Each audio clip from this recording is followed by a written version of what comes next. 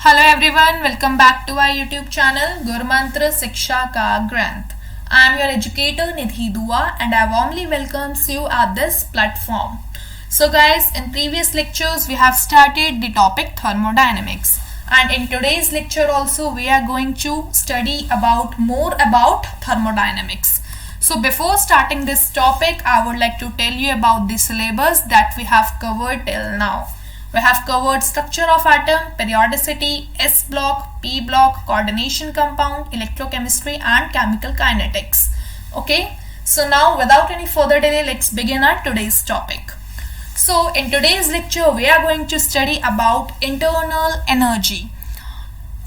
As the internal energy is the sum of all the possible kinds of energy present in our system. Okay, in a system there can be a lot of energies. For example, translational energy, rotational energy, vibrational energy, kinetic energy, potential energy and so on. So what is internal energy? Internal energy is the sum of all the possible kinds of energy of a system. Okay, this internal energy is denoted by a symbol that is U or E. That's why E is equals to E translational, E rotational, E vibrational plus E kinetic energy, E potential energy and so on. This is very important to note that it is neither possible and nor necessary to calculate the absolute value of internal energy. But according to thermodynamics, we are more concerned about the energy change, or you can say it very clearly, we are concerned with the change in internal energy which occurs when the system moves from one state to another. When system is changing its state from one form to another, then only we are concerned with the change in internal energy. That's why delta E is equals to E final minus E initial. Now what is E final and E initial? E is here E also represents the internal energy. So difference in internal energy will be equals to the internal energy of final state minus internal energy of initial state. Okay, if the value of internal energy of final state is greater than the value of initial state, then delta E will be positive. Okay, this is very important, and vice versa. If initial internal energy is greater than the final internal energy, then this delta E, then this change in internal energy will be negative. Okay, now a very important point to note down, that internal energy of 1 mole of monoatomic gas is always equals to the 3/2 RT. This is your PYQ. Okay, so this is very important note. Next, the characteristics of IE. Here IE does not represents ionization energy. This is what? This is internal energy. So guys, internal energy of a system is an extensive property. Okay, number one characteristic is what? This internal energy is extensive property. Second, internal energy is a state property. The change in internal energy does not depend on the path by which the final state is reached. Internal energy never depends on the path by which the final state is reached. Okay, and also there is no change in internal energy in our cyclic process. Okay, now what is cyclic process? This we will study further. Now the thermodynamic processes. What are thermodynamic processes?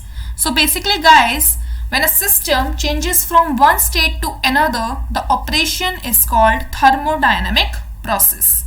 And this thermodynamic processes are as follows. Number one thermodynamic process is isothermal process. In isothermal process, always the temperature remains constant and heat is exchanged with the surrounding. In isothermal processes, change in energy will be equals to the 0. Okay. Next is isobaric process. What is isobaric process? Isobaric process, in isobaric process pressure remains constant, that is delta P is equals to 0, and volume and temperature are variable in case of isobaric process. In case of isochoric process, volume remains constant while pressure and temperature are variable. Once again guys, this pressure and temperature in case of isochoric processes are variable. Okay. And as you know, according to the formula of work which we have studied in previous lecture, W is equals to minus P delta V. When you put the value of delta V according to isochoric process, as you know it, in an isochoric process delta V is equals to 0. So when you put the value of delta V, V is equals to 0 in this formula, you will get work as 0. So in isochoric process, the work is 0. Next process is adiabatic process. In this adiabatic process, Q is always equals to the 0. What is Q? Q is the heat.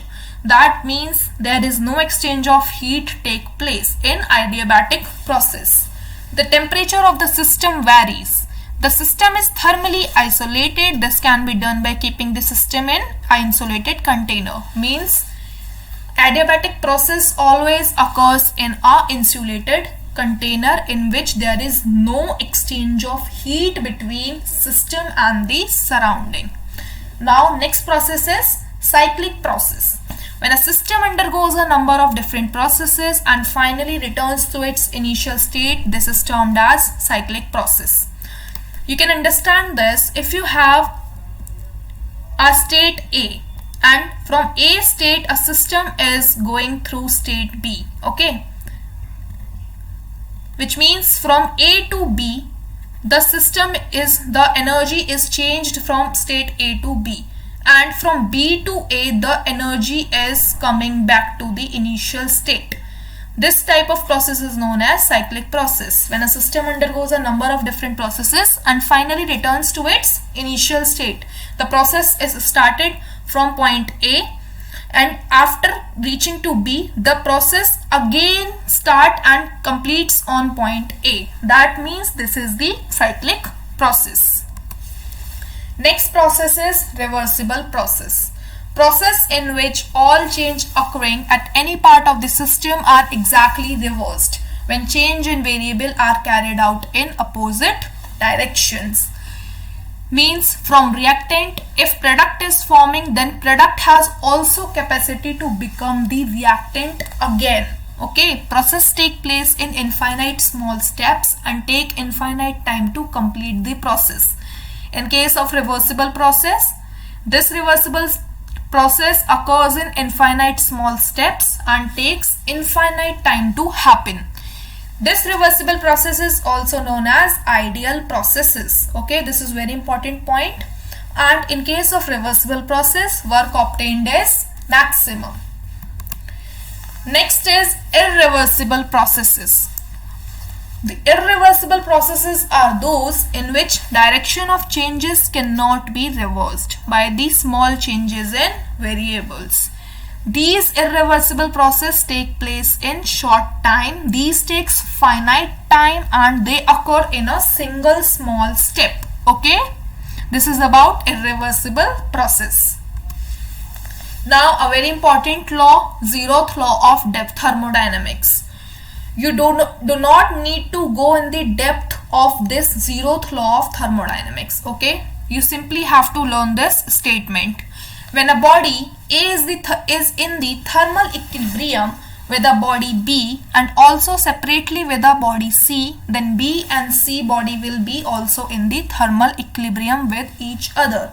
That means if in a particular system small systems are present like A, B and C, then all the systems will be in thermally equilibrium with each other.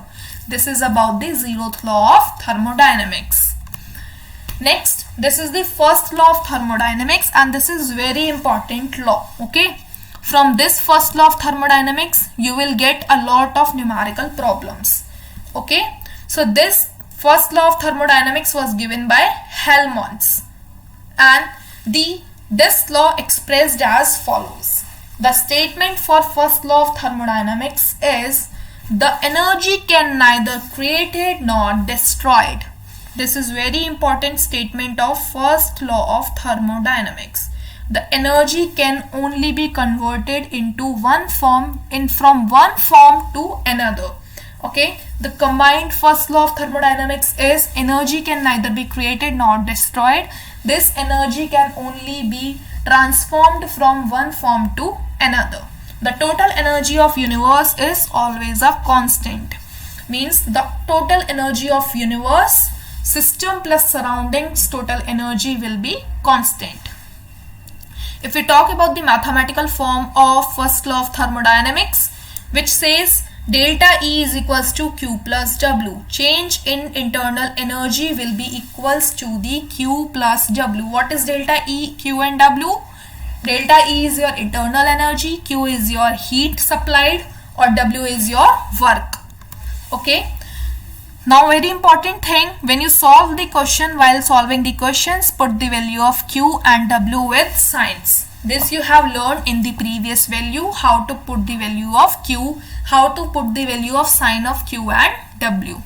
Now conclusions from the first law of thermodynamics. What are the basic conclusions that we have gained from first law of thermodynamics?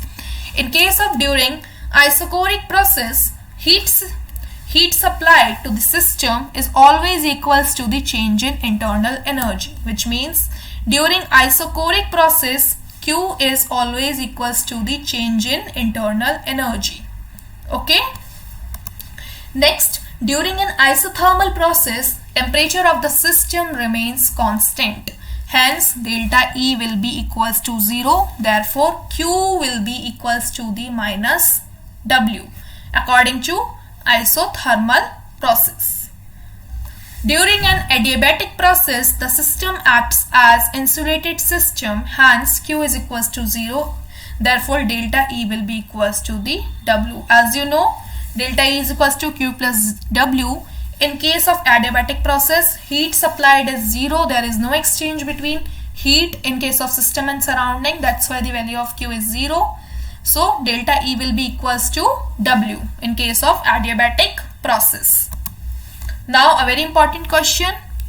500 joule of heat was supplied to a system at constant volume, means isochoric process. It results in the increase of temperature of the system from 20 degrees Celsius to 25 degrees Celsius. What is the change in internal energy of the system? So, as you know, in case of isochoric process, in case of this question, the change in internal energy will be equals to the heat supplied to the system. That's why internal energy will be equals to the heat supplied. So the correct answer for this question will be 500 joule. Okay guys, so this was all about today's lecture. Now in case if you are new here at our YouTube channel, you can like, share and subscribe. You can also join our Telegram channel Gurmantra for more new updates related to your exams. And if you have any query, you can mail us on tanejanehaofficial@gmail.com. And also you can contact us on the given number, that is 9351280000. Now a very important announcement. If you are preparing for CSIR UGC NET, then you can follow Neha Taneja ma'am on Unacademy platform. On Unacademy platform, you will get daily live classes, structural courses, live tests and quizzes, and with one subscription, you will get unlimited access. If you are interested in this course, you can go through with this detailed paid classes. While taking these detailed paid classes, you can use referral code NEHA, that is NEHA. And after using this referral code, you will get 10% discount on total fee. Thank you very much guys. I hope you all like the video.